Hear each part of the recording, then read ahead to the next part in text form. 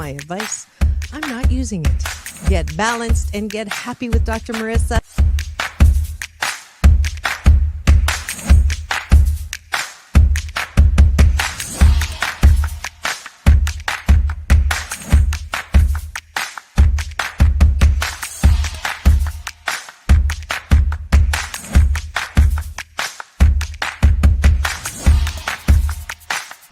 And this show is about hope and happiness. So there's no gossip, no scandal. Instead, I want you to focus on your own reality show and how you can be happy 88% of the time. So I have shows and topics.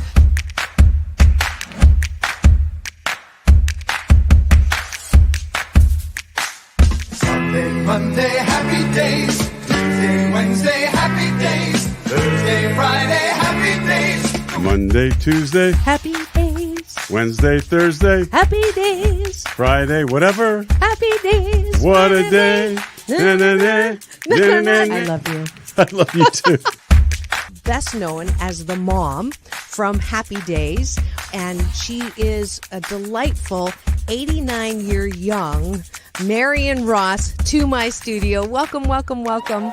Dr. Marissa, this is such a treat for me. Oh. My goodness, you're a wonderment.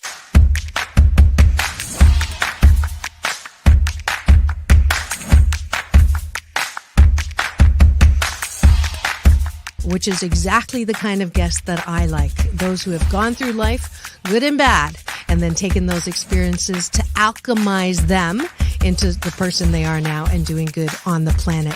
I'd like you to welcome Corey Feldman. If you're grateful for it and you say right away, thank you, God. Oh, my God, it's so beautiful. I'm so blessed. Thank you, thank you, thank you. Then guess what? More good things will come to you. Does this sound familiar at all?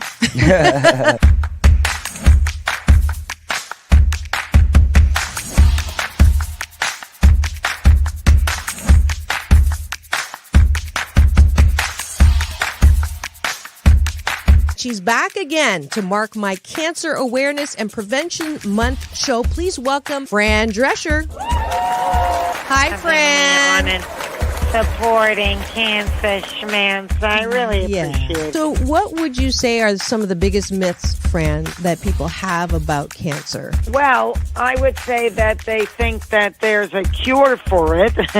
Okay. Instead of a cause for it.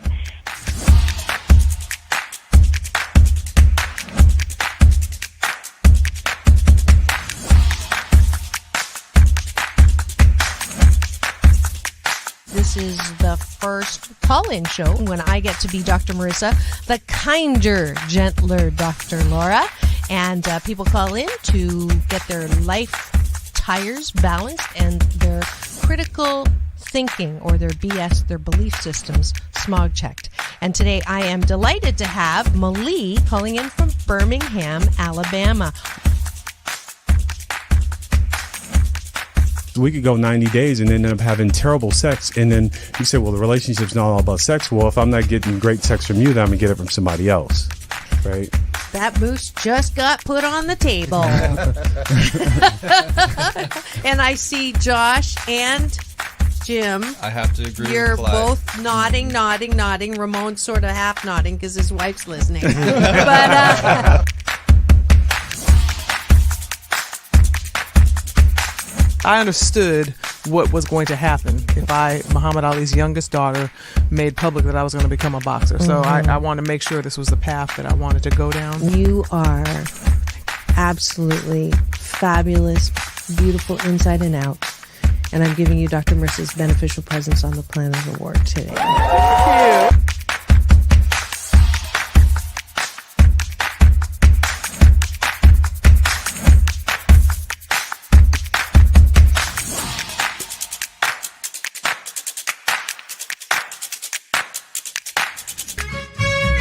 Just sit right back and you'll hear a tale of a fateful trip that started from this tropic point. When I go, I'm gone. Are you lonely? No. Yeah, I knew that was going to be. But I surround myself with people. I mean, I'm always the one cooking for things. I'm always the one that decorates first and come to my house. All the orphans that have no place. I'm going to have no place to go, so I can come over. Come on over. And life is so amazing if we can see it. Jump off that exhausting hamster wheel and into balanced living with Dr. Marissa. Promise you joy in the mystery. Dr. Marissa, also known as the Asian Oprah. Her mission, to be a beneficial presence on the planet. Her purpose, to be your personal advocate to live, laugh, love, learn. Her life motto, don't die wondering. Take back your life with Dr. Marissa Pay. And welcome. You're tuned into Take My Advice. I'm not using it. Get balanced with Dr. Marissa, the morning show here on KCAA, NBC News, CNBC News, and NBC Sports Radio Station, AM 1050, FM 106.5, and streaming everywhere. iHeartRadio, Spotify, Stitcher, iTunes, TuneIn, Audible, Amazon Music, Tiki Live, Rumble, Podchaser, Streaker, Spreaker, and more. I'm Dr. Marissa, your hashtag positively opinionated host. I'm here to welcome you with a smile and a laugh and a co-host today. It is Doctors in the House. It is Wednesday. My newest co-host regularly here to, with me, try to get you to take some, not medication, but drink the Kool-Aid to have a better life, because this is a show about hope and happiness. So there's no gossip, no scandal, no K-words, no Kanye talk, formerly or now. And we do topics that, you know, may or may not affect your happiness. And today I'm delighted that she picked a good one. And I happen to be in the middle of one right now. So today will be a good day for me to practice what I teach. Even though the show name is Take My Advice, I'm not using it. Get balanced with Dr. Marissa. But in case I see eyeballs rolling in, if you would like to participate in this and have a question that you would like to ask either Dr. Tiffanie or I or both about confrontation, then please do go to my YouTube channel, free subscribe. You'll get an alert every weekday morning so you can tune in and chat along and live, love, laugh, and learn. Welcome back, Tiffanie. Wednesdays go really fast from one Wednesday to another, huh?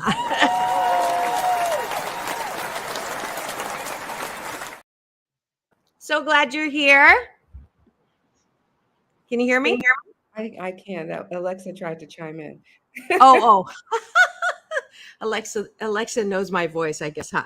So here we go. First, before we get into confrontation, we're going to confront the breakfast. And breakfast with Dr. Marissa and guest and co-host, whoever's here, is taking a bite of my gratitude sandwich. It's also a way for us to share the great things that have been happening. So we do it in the frame of what are you grateful for? So feel free to put those in the chat as well, as long as you're not driving. So what, in one word, are you grateful for? Top of the button. You start us off. My dog, Mickey Jack. Ooh. My granddog's son, Pablo, who's moving to San Francisco today. My creativity. My love of laughter. My family. My daughters. And my church family. And there we go. That's the top of the button. Now we're going to go to the bottom of the button, which is, what do you like about yourself? So top of the button is outside of yourself. Bottom of the button is what you do before you go to bed at night, so that you're not having difficulty falling asleep, thinking about all the things you haven't done, all the bad things that are on the news, CNN, constantly negative news. Instead, you're thinking about what you like about yourself. I believe it's the hallmark or the foundation of good mental health. That's my BS belief system. So that's what we do. And Dr. Tiffanie, I'll let you start it off again. My humor. My creativity. My kindness.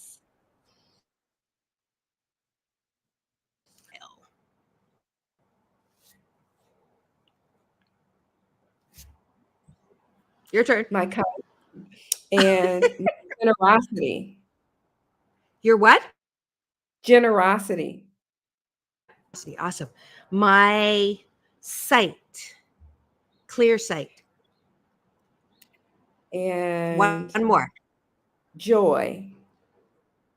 My joy. My laughter, my favorite sound. And that is it. There's the top of the bun, bottom of the bun. Not that big of a deal. We got a finger for that. Not that finger, but this finger. Thank you so much from the Cashew Gallery. I would love for you to continue to do this exercise, whether you tune in with me or not every morning, because if you do 28 days, good habit, you will envelop and sandwich your day in the most positive way. So, yummy.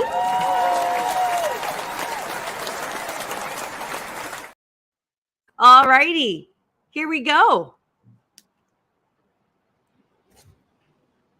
You're up. Uh-oh. Okay, it's going to be one of those mornings, Frank. We'll wait for Dr. Tiffanie to come back, and in the meantime, I will introduce the topic, which is confrontation.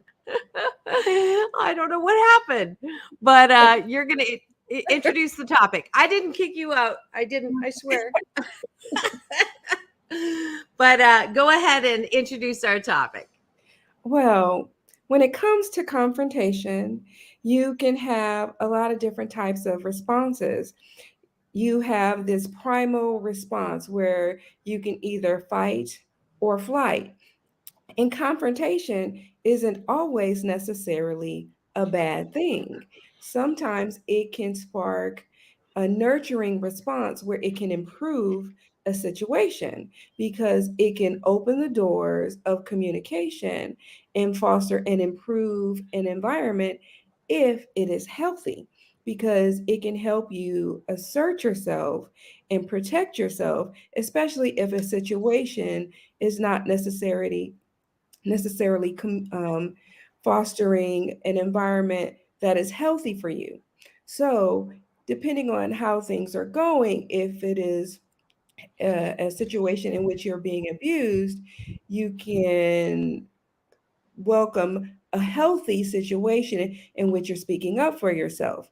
But sometimes confrontation cannot necessarily be a good thing.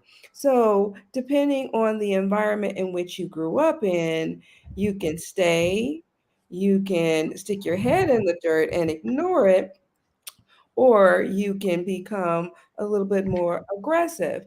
And I think a lot of times you can confront the confrontation in lots of different ways. And so I was before thinking, you go into that, before you go into the actual application, I like to make sure that people are anchored in the reality of confrontation. And I think you said like 18 things there. So I want us to sort of break it down so that we're all we're all in the same place when it comes to like the range of confrontation, because you unwrapped a wonderful like world of it. So I just want us to be real. I do that at the first half of the show. I want to make sure y'all know we're not perfect. We're doctors in the house, but we have we have the same issues for tissues that y'all do. And the best way I know how to do that is usually tell on myself and live my life out loud. So I'm going to just use my life as an example for all those kinds of things that you just brought up so wonderfully. So the first extreme confrontation that you mentioned that I think we all want to make sure we're not talking about staying in situations that are harmful for you. And that those are the situations that a confrontation is probably a good thing. Did I get that right? Did I get that as what you said? Okay. So I'll use my life. And by the way, all the advice that we're giving, we are not licensed psychologists, therapists. I have a PhD in psychology, but I'm an organizational psychologist and I'm a happiness coach. And I have a best-selling book, 8 Ways to Happiness from Wherever You Are, and long-time coaching practice. So that's where my stuff's coming from. Dr. Tiffanie Tate is an OBGyn MD doctor, and certainly with moms, I'm sure she has to coach them when they come in to have babies beyond how to actually pop one out. And she has a bunch of life experience. She was a veteran, tons of experience you've got in this, even though we're both ageless. I would say we have multitudes of decades of experience that we're sharing here. So I just wanted to put that moose on the table. Okay. Mm-hmm. Perfect. Perfect. So my issue, challenge, opportunity is I don't like confrontation at all. And I know it's probably because I grew up with a lot of confrontation, daily, hourly, screaming, blaming, shaming, yelling, hitting. And as a result of that, when I am confronted, I shut down. It's like, okay, bye. And that's my way of being. And when I chose a man, I'm one of the 7 out of 10 of us who've had childhood trauma, that often we choose men who treat us the same way. Now, he didn't physically abuse me, but emotionally, not answering questions, not showing affection, not affirming any kind of, yes, I think you're wonderful, or I think you're beautiful, withholding sex, withholding love, because he was broken too. And as a result, we never had an argument, which is not good. And that's what you were talking about, Dr. Tiffanie. Never having a confrontation is also not good. So I'm a perfect poster child for this topic right now. And I don't like it, but I'm glad that she picked it. Mm-hmm. But that's normal, because you tend to be addicted to abuse and misuse because that's your normal. And when you have the trauma, you tend to be drawn to it because that is your normal, and you are okay with that. And is that necessarily a bad thing? Not necessarily, but the only way that you can get over a problem and to address a problem is to identify that it exists. So I'm sorry to interrupt you, but I wanted to let you know. No, please. Okay, because that's what we tend to do, is to be drawn to what we are used to. And the only way to change a pattern is to identify that the pattern exists. Because I grew up with a history of abuse, and I too was in an abusive marriage because I was used to that. And I was abused emotionally and verbally because that's what I was used to. And I accepted that. And I'm like, oh, it's okay because I grew up with that. And you become a stuffer and you stuff that in because you're okay with that. And you accept that as a baseline normal, even though it's not normal, until other people are like, wait, what? You're dealing with this? You're living with this?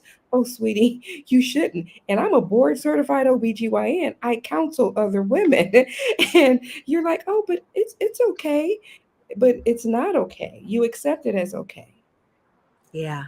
Yeah. And I think the habit that you're talking about, it's easier for me not to confront. It's easier for me to just let it go. It's easier for me to just say, not this one, bye.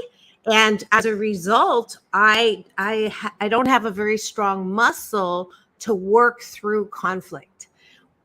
When I have conflict, it's, for me, it's just like, bye-bye, right? And I'm being, I can't believe I'm showing my underwear here because what I do is absolutely coach people on how to, work through conflict and all of that. But I have to be honest, not all the time, but the deep-seated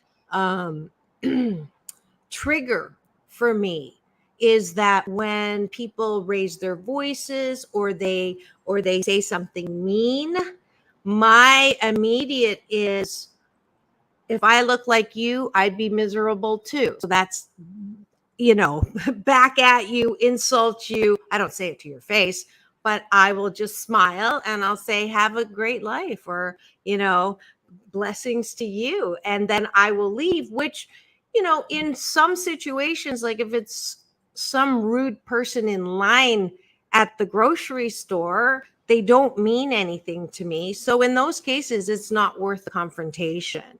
And that's the rule that I use and I teach. Sometimes I use is, when do you confront people? And it's, if the relationship matters, That's my rule. If the relationship matters, then confront. If it doesn't matter, walk away. And so for someone in the grocery line, I'm not, who cares, right?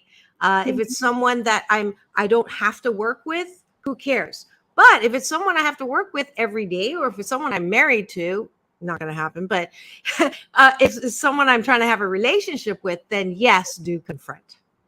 Yeah, I think it's important to know, I think in the history, what hill you want to battle on, what um, what what horse you want to ride, and every battle isn't worth embarking on.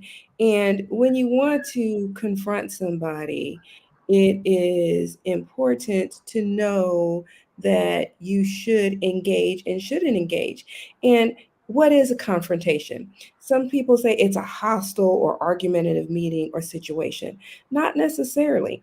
It's an engagement, and it can be healthy in certain situations. It is an it is an engagement.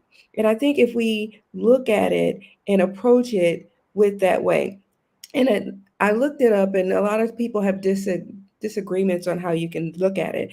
And if you approach it with these three rules, you want to, one, stick to the case, and avoid any personal attacks on the person as an individual. So if you avoid any personal attacks on that individual, they won't get defensive. And never tell the person about themselves. Like, well, you said this and you said that. You want to say, I feel.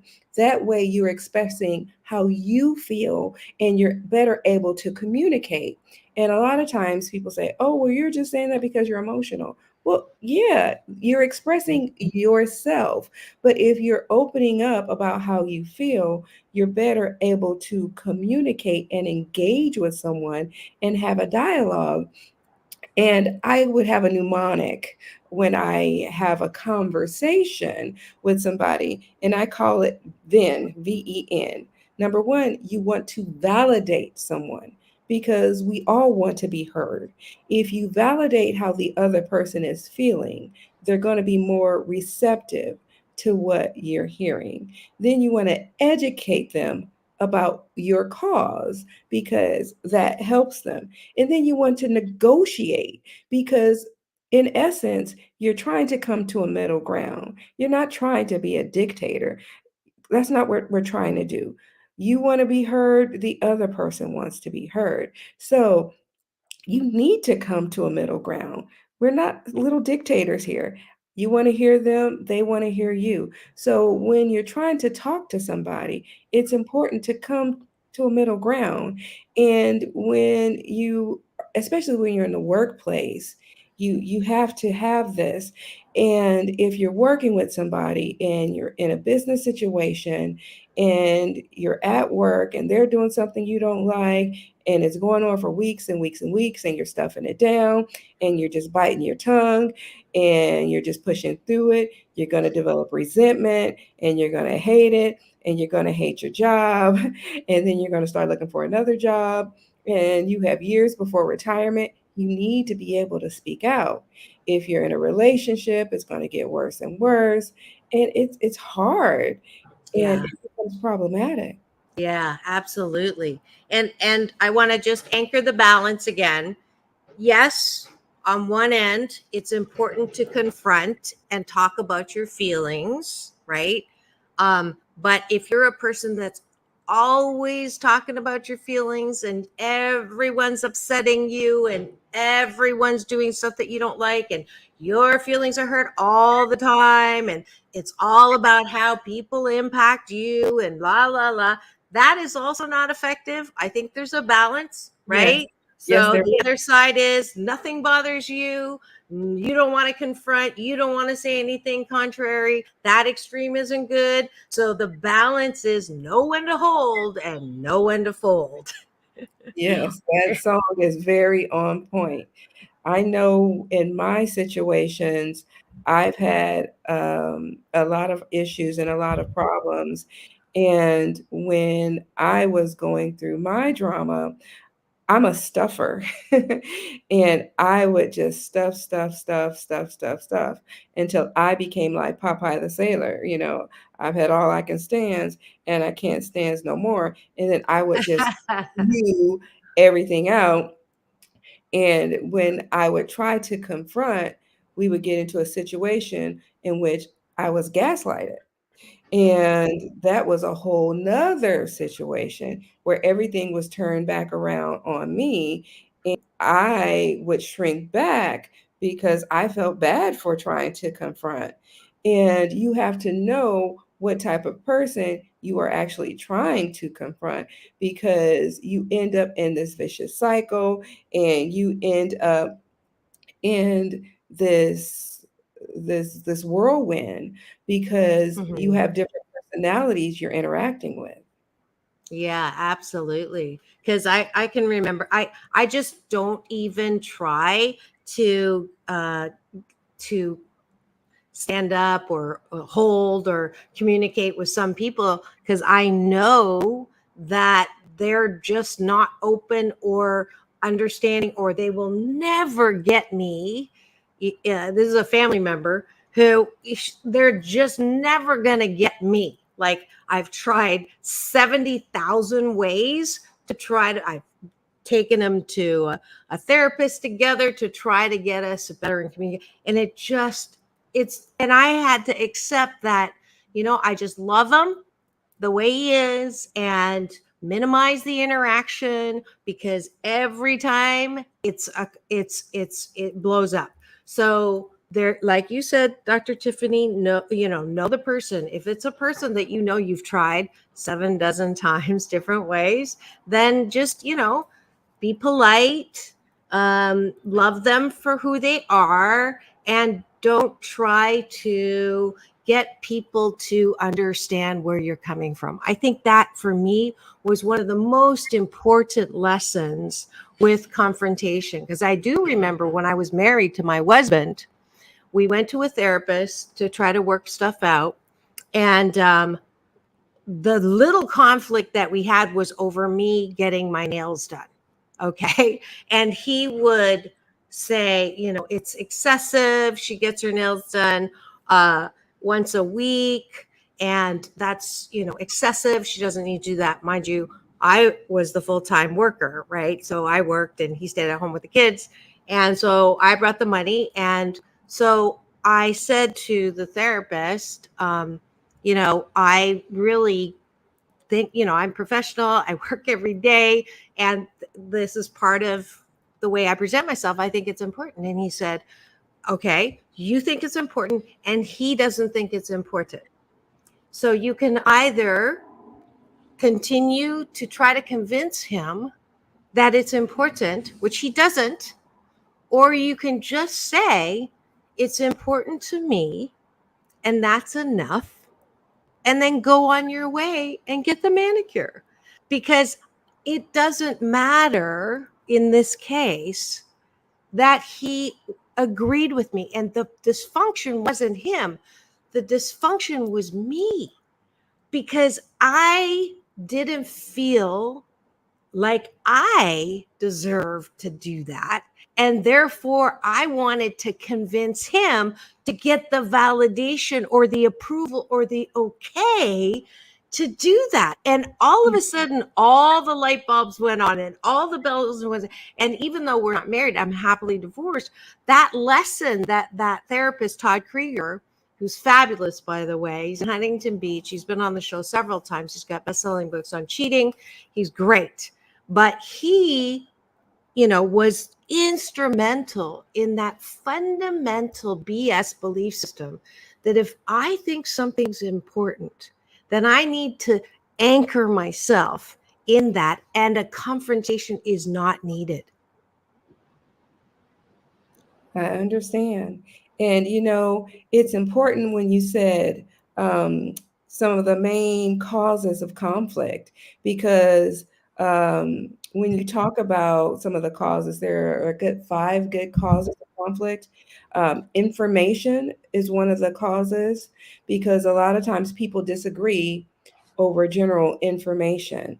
And over what is said. People will get upset over what information is out there, what someone has said about someone else, or just general information. People get upset and confront each other over their value system, and sometimes we just need to agree to disagree. And I think that that is a very important point to make, because a lot of times people get up in arms over their religious beliefs and Political beliefs. I mean, it's like we've lost the ability to agree to disagree. That is one of the most concerning things about this day and age. We used to be able to, oh, you're a Democrat, you're a Republican, make fun of each other and laugh. yeah. Elephant, a Yes. donkey ass, not that Yes. ass, and now it's like, oh, and then unfriend, or I'm not going to talk to you, or, oh my gosh, I've had people on the street, give fingers if there's, bumper stickers, or, the hostility now, because you can't agree to disagree. Let's bring that back, right? Yes. Maintain low tones. We need to calm down a little bit. We really need to pull back, pull up, calm down. And a lot of times people even disagree over interests. I want to go skating. I want to go to the movies. It really is okay. It's okay to have different interests. It's okay to want to do different things. People want to find mates with the exact same ideals. It's okay to want to be different. I remember Paula Abdul had the song Opposites Attract. It's true. You really don't want to date someone who is the exact same thing as you. I mean, I really don't want to be with somebody who is exactly like me. I think two doctors would not be good together. Does that mean you're not asking me out, Dr. Tiffanie? Absolutely not. Two surgeons on the Yeah.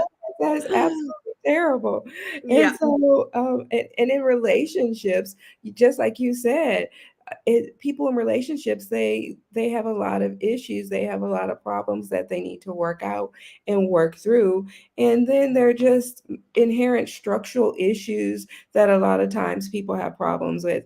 And I think that when you are working through a lot of things that you digest when you're dealing with problems in your life, you have to realize that it is okay to disagree. And a lot of times we're taught get along, go along, and not speak up for themselves. But there are situations in which you do and you should speak up for yourself.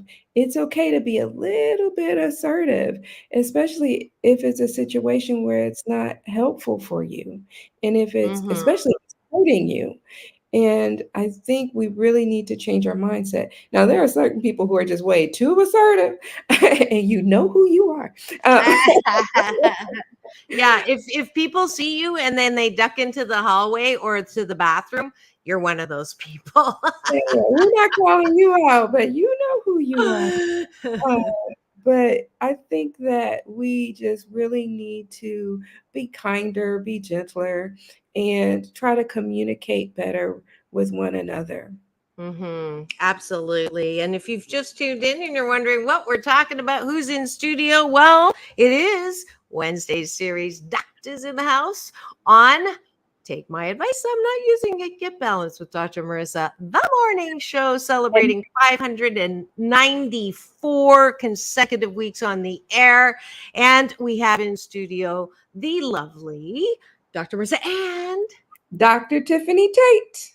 And we're here talking about confrontation, when to hold, when to fold, what to say, what not to say, who to have a confrontation with, and who you don't want to have a confrontation with. And we are on KCAA, NBC News Radio, the station that leaves no listener behind, AM 1050, FM 106.5, and streaming everywhere, iHeartRadio, Spotify, Stitcher, and my YouTube channel, where if you free subscribe, you will get an alarm every weekday morning to tune in to a show about hope and happiness. And we want to go over here and just welcome. We've got someone streaming from Kenya. And I love the fact that we have the over 100 nations actually that watch my show. And I'm very happy with that. We also have Orville Nation out of New York. And my friend PJ, who's wonderfully supportive, is also tuned in. So I want to use you as my coach right now. And I'm going to give you a situation that I am, I'm going through some of the same things that we've talked about. And he's a friend, a very close friend. And we had our first disagreement. And it doesn't feel good. And he doesn't like some things that I have neglected to do that I didn't know I was supposed to do. And so I feel like I got unfairly criticized. Now that's a button that I own. So I have no problems being called out or criticized for things that I've done to you if I've done something to you. But when I don't think that I've done anything and you come back and criticize me, I get mad. I get mad, and then I get sad, like hurt, like it takes me back into that little girl, because when I was a kid, I was, hit and criticized and insulted for no reason. And so that's a huge button for me. And so my head goes to, oh my God, well, is this time to walk away? I don't want the relationship anymore, but we have things that we're doing together that, that would be, having to walk away from that. And I know deep down in my heart, this is just something I need to work through, but I don't want to. So you coach me. Okay. So we're going to VEN this. Remember, V, right? My mnemonic. We're going to validate, we're going to educate, and we're going to negotiate. Okay. So we're going to validate we know how you feel, but we're going to validate him. Okay. We hear his problems. Okay. We accept how he's feeling. Okay. He is feeling that you offended him. Even though we don't feel that he's wrong, he is okay to have his feelings. You are okay to have your feelings, because you both have every right to feel the way you feel. Okay. Okay. He is entitled to his feelings, and you are entitled to your feelings. Okay. Now I'm going to just play devil's advocate here. In this situation, this doesn't hold, but I'm going to be like a brat right now and say, but what if he's wrong?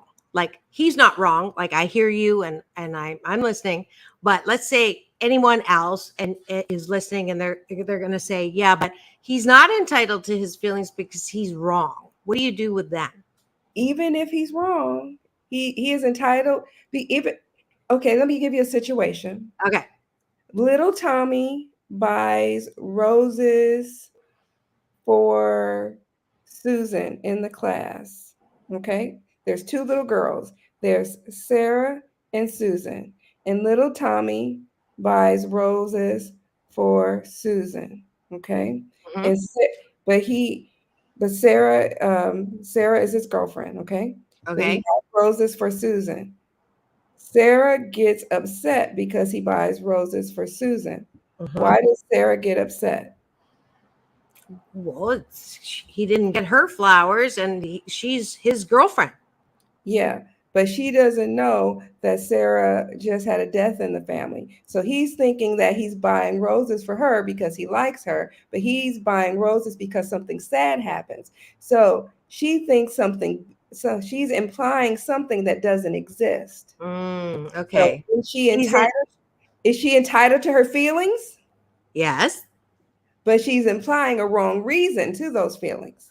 But what if I've done investigation and there is no death in the family and he's doing it because he wants to have her on the side? Yes, but that's not the case. So I hear you, but that's not the case. Yeah. But when you look at it from a different perspective, there's a different meaning. So a lot of times we imply a meaning that doesn't necessarily exist to a situation.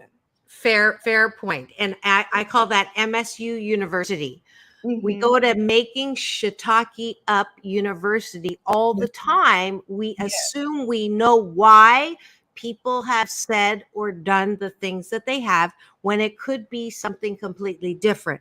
So that is a great point, Dr. Tiffanie. And it triggers with me that it would be useful if I didn't react so much to the way I was feeling, or I have the right to the way I'm reacting. But then if I can put myself in his spot and sit and based on what he's seeing, is it possible that he's in MSU University and seeing things, and therefore he has the right to react the way he is based on what he is seeing? Is it possible, is the key words that I use, is it possible that blah, blah, blah, blah, blah. And if I can give him this much of possible, then I'm more apt to like chill more or melt more or, take a step toward instead of away. Okay, I get it. So already I'm thinking, okay, well, based on his criticism, I could see how he would feel like I was blank. Okay, so okay. So you want to focus on something else to gain a different perspective. Try to get empathy to gain to create that bridge. And so I think the best way when you're validating and educating and then communicating, and the best way is to talk to him. A lot of times we don't want to talk. Look at that. Nope. Nope. And a lot of times when we're upset, we don't want to talk because that tongue, we do not want to tame the tongue. Now that might be a good conversation for another show. Taming the tongue, because it does not want to be tamed. That would be a good show. Taming the tongue. Yeah. We'll do that next week for sure, because it's definitely easier for me to walk away than to risk saying something, because you cannot unring a bell. And I hate apologizing, which is why I don't want to have that confrontation. I'm afraid that what I'm gonna say is never going to lead, because when people say something to you, I remember things from 2 decades ago. I won't bring it up, but I will not come around you, even if you've apologized, because I don't want to risk having that conversation again. Well, next week we can do taming the tongue. Okay. I think that's necessary. We definitely need to talk about taming the tongue, because this right here, we got to do. we definitely need to tame that beast, because it is a beast. It is a bell that cannot be unrung. But I really believe that you can have a conversation with him, and what you can do is let him do the talking and you do the listening. What? And what you can do is breathe through it. Yep. We can breathe through it. And a lot of times, the way you can react to the conflict is stay calm, clarify the problem. And a lot of times you can say, I feel. Don't focus on trying to apologize. Talk about how you feel. You made me feel this way. If he knows how he made you feel, and how his actions made you feel, and how his words made you feel, I think he will respond differently. Okay, I'm And going to be devil's advocate again. There are some people who really don't give a flying fork through a rolling donut how people feel. They're not touchy-feely people. They are analyzers. They are, all about show me the data and don't talk about your feelings. And I hate to say this, I'm a little bit that way. I think that people overly talk about their feelings. I think they don't take responsibility for their own reactions, and that no one's responsible for my mood except for me.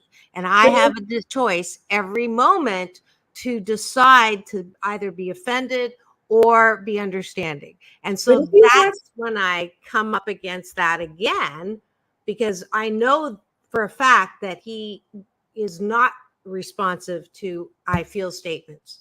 Okay. That's one of the glues for us. Like, we're both similar that way in that. Okay, so that's not going to work. Okay, so then tackle the issue. If he's not a touchy-feely person, then tackle the issue. Because that's true. I've met people like that. So if the feeling thing won't hit it, then tackle the issue at hand. Because tackling the issue and seeking the resolution to the issue should work better for you guys. Okay. And that will help. And then make sure you're talking in a neutral space, not at his place or your space. Because if you're at his space, he'll feel more empowered. If you're at your space, you'll feel more empowered. So you want to be at a neutral space so that he won't feel that you have the upper hand, or you won't feel that he has the upper hand. So you want to be at maybe a park or a restaurant. You want to be at a neutral space so that it's kind of even kill. And hopefully everything will be good and you'll both be able to work this out. Thank you very much. That was Dr. Tiffanie coaching Dr. Marissa today on Confrontation.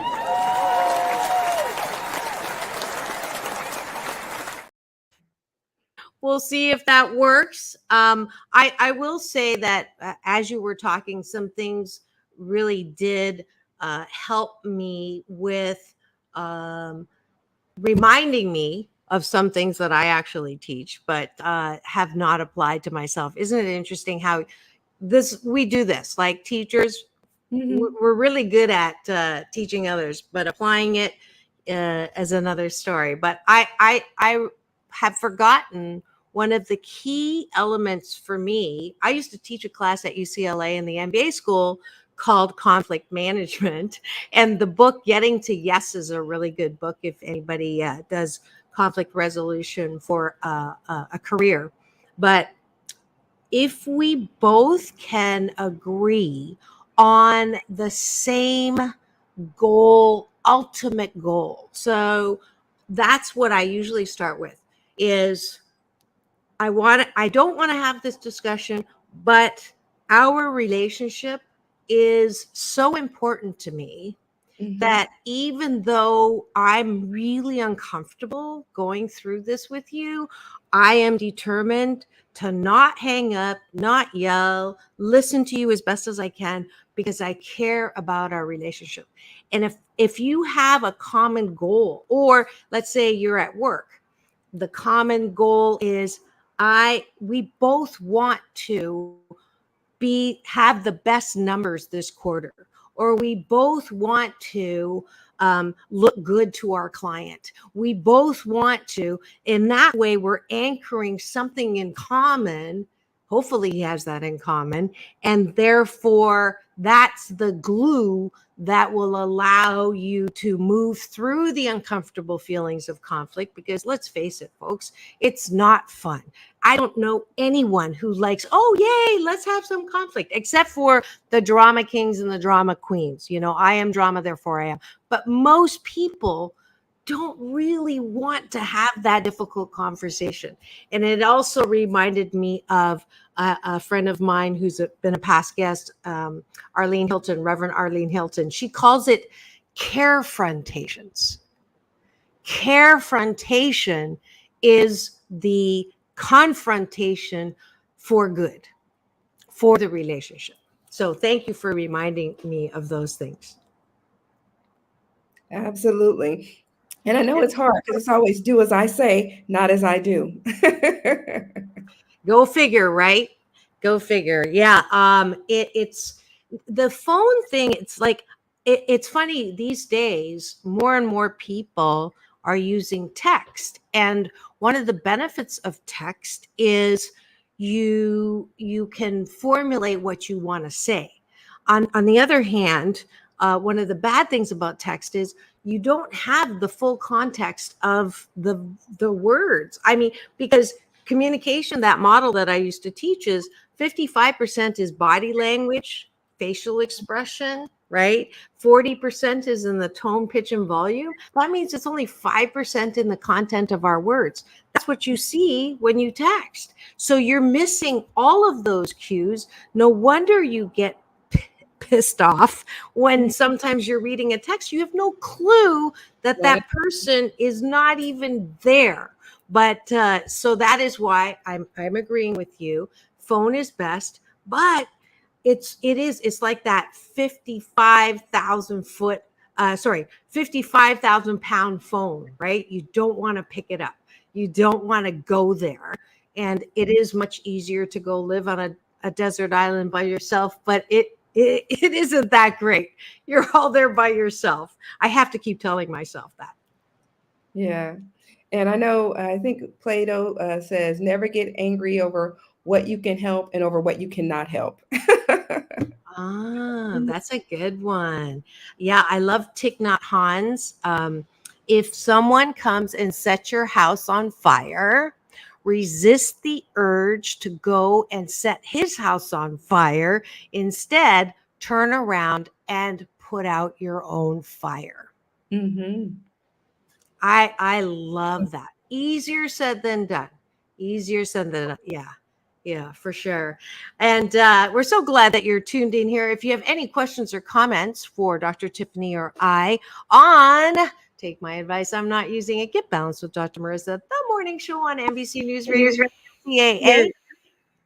What was that? Oh, I didn't say anything. Oh, okay, that's kind of weird. AM 1050, FM 106.5, and streaming everywhere.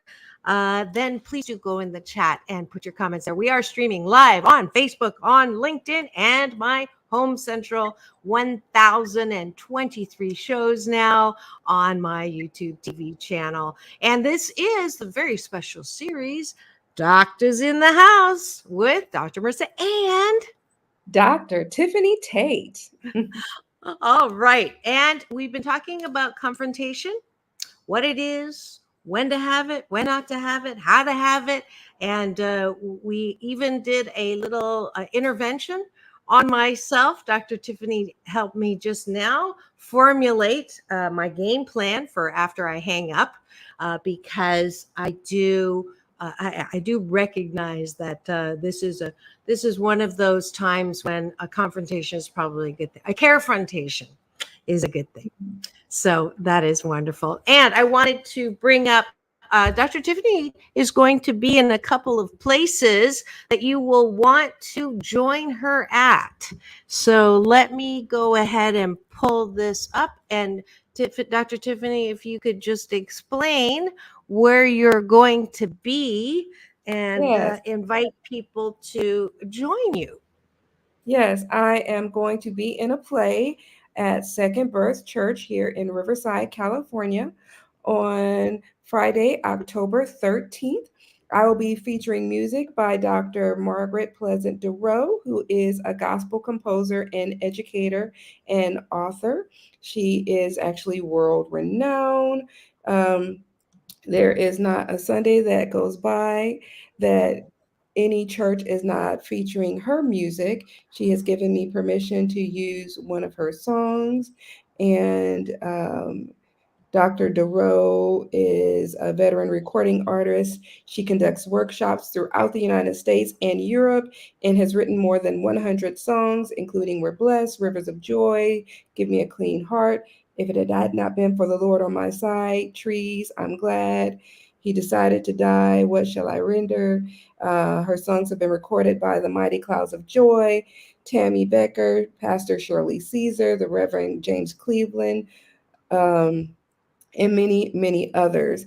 I will also be singing a song by recording gospel artist Brent Jones, who has won a Grammy and been featured in the Billboard Music Awards. So you see the flyer there. You can purchase tickets at the door. Hopefully you can come on out. We would love to have you on Friday, October 31st, Second Baptist Church. Come on. We'd love to have you. Next, Sounds great. Next, I will be at the Taste of Soul, and that will be on Saturday, October 21st in Inglewood, and I will be at the Mahogany Bookshelf booth, and I will be signing autographs for my 2 books, Bad Touching, which features stories about Lily and Linda, 2 sisters who learn about how to protect themselves from physical abuse, and my book, Flowetry, 108 Poetic Flows of Life, Love, and Liturgical Issues. And you can purchase those books or bring your book that you have already purchased, and I'll be happy to talk to you, as well as sign your books. I will be in a booth with other authors, so you can purchase a book from me or 5 other authors, and we would love to have you. So come on out on Saturday, October 21st, to the Taste of Soul. There'll be lots of yummy food there, lots of other vendors, and this is in Inglewood. You will have a fabulous time. It is from 10 a.m. to 7 p.m. I have been to this event before. You will not be disappointed. Fantastic. And you'll get to see her there. And I am actually going to also give you a chance to win some tickets. This is the Asian Oprah giveaway portion. One of my sponsors, long time, is Saban Theater's productions where music meets the soul. And I have a pair of tickets to 98 Degrees, which is on Friday, October the 6th. The first person that goes to my website, drmarissa.life, and puts in, let's do Jeff Timmons. He's a past guest on my show. He's one of the 98 Degrees performers. And if you put the word Jeff Timmons there, you'll get a pair of tickets to go to the Saban Theater in Beverly Hills, October 6th for that show. And one more giveaway, because I can. Another one of my wonderful sponsors is the Catalina Jazz Festival. And I am delighted that I am again giving away Sunday passes. So the Sunday passes are amazing. I think I'm going to be there the second weekend. My twin sister, Keiko Matsui, #1 Billboard. She's going to be on Friday night. Let's see. That's the hotel's page. Okay, here we go. Here's some of the people that are performing. You're going to have to, Gerald Albright is a friend of mine as well. I'm so lucky. I dated someone. Oh, there's my sister. She's been on the show so many times. You can enjoy our interviews on my YouTube channel, Acoustic Alchemy. It's a wonderful, wonderful jazz festival. And you get to go to Catalina and spend the day across the water. So a pair of tickets on Sunday's Pass, second weekend, to the first person who goes to drmarissa.life and puts down jazz as the keyword, and you'll get a pair of tickets there. So as usual, Dr. Marissa giving stuff away, as well as Dr. Tiffanie, my wonderful co-host on Wednesdays and Doctors in the House, inviting you to join her on several events. Final word? Oh, we have 1 minute. Okay. You guys take care of yourself, stay strong, and be blessed. Hey, perfect. It's all about balance. Peace in, peace out, world peace through, inner peace. Now go and have the best day ever. We'll see you tomorrow.